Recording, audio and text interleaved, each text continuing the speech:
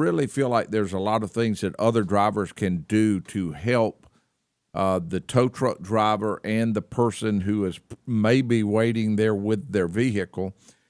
If we see a tow truck there, or even see a vehicle that's parked over there waiting to be towed. Dexter, what's some things that a person can do if they see either a tow truck on the side of the road or a car that needs to be towed on the side of the road? Honestly, just attentiveness is number one. And then I would say pay attention to the lights and look for the person. If you see a tow truck, there's somebody there. So look for that person to be out working, kind of, adjust your speed to be able to, if something happens. Kind of look that correct. way enough to tell who's standing there. Right, yeah, slow down. Everybody calls it slow down, move over. You don't always necessarily have to move over, but I mean slowing down to a safe speed to where you could stop if something happened makes a big difference versus, coming by at 75 miles an hour. Yeah.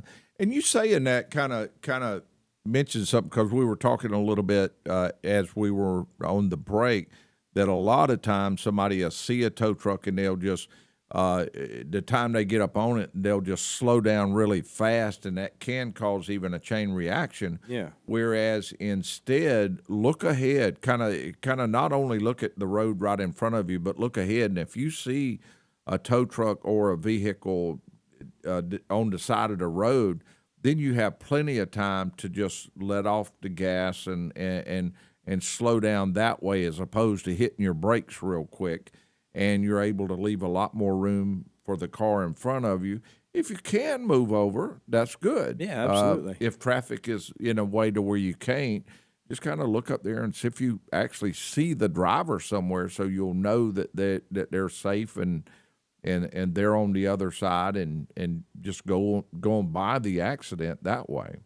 Yeah, and it honestly, sometimes it takes people not learning from experience, but being on the side of the road themselves and realizing what it feels like with cars coming by at 75, 85 miles an hour to say, holy crap, I should maybe next time when I break down or when someone breaks down, I'll be a little bit more attentive. If something happens till they have to pull over to the side of the road, what's some of the things that driver can do to be safe while they're waiting on the tow truck to arrive?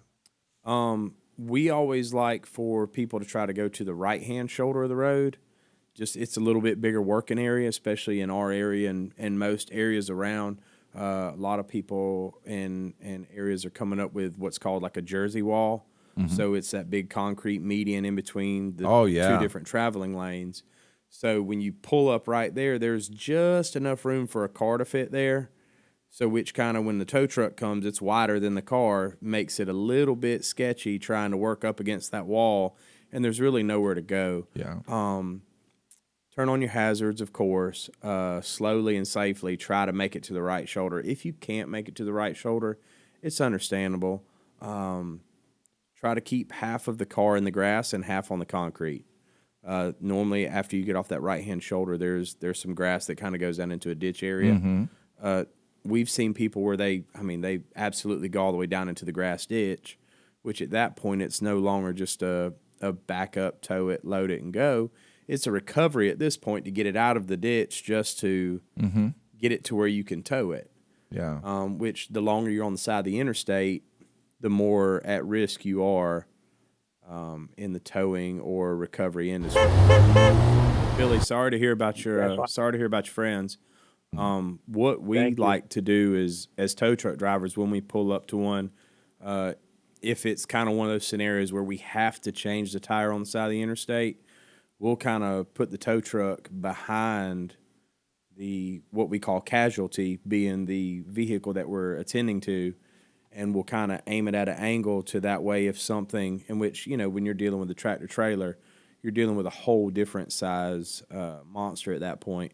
So what we'll do is we'll aim the tow truck, though, off to the right. That way, if someone does doze off, come off the shoulder road, they hit the back of the tow truck, and it sends the tow truck down into the ditch instead of out back into traffic or into the vehicle that we're working on at the time. Wow. those are Very some of the things good. that we try to do if we have to change a tire. Like Aaron said, we like to try to load the car up and get it to the next area, rest area, gas station, exit, whatever it may be, so we can try to safely change that tire. It's funny you talk about Thompson. I was going to say something when Aaron said it earlier. We actually have a facility in Thompson, and I used to work up there, and I ran that one, and we had so many out of gas calls on the side of the interstate. Like you said, once you get past the 172, I think the next one is like the 130. Yeah. There's about 40 to 50 miles where there's just no gas stations, and especially at nighttime. And Maybe some of them are those trick stations where Yeah. they'll say one's there. Yeah. You get off the road and it's not there, and you've wasted 3 miles now looking for a gas station, and now you're on, some back road, and it's 8 o'clock or 9 o'clock at night, and you're scared, and you got no gas. so keep plenty of gas in your car Trying wherever you're listening to this from. Don't let that gas get low. Go ahead and keep it gassed up for safety reasons, of course, and not to mention feeling better about it.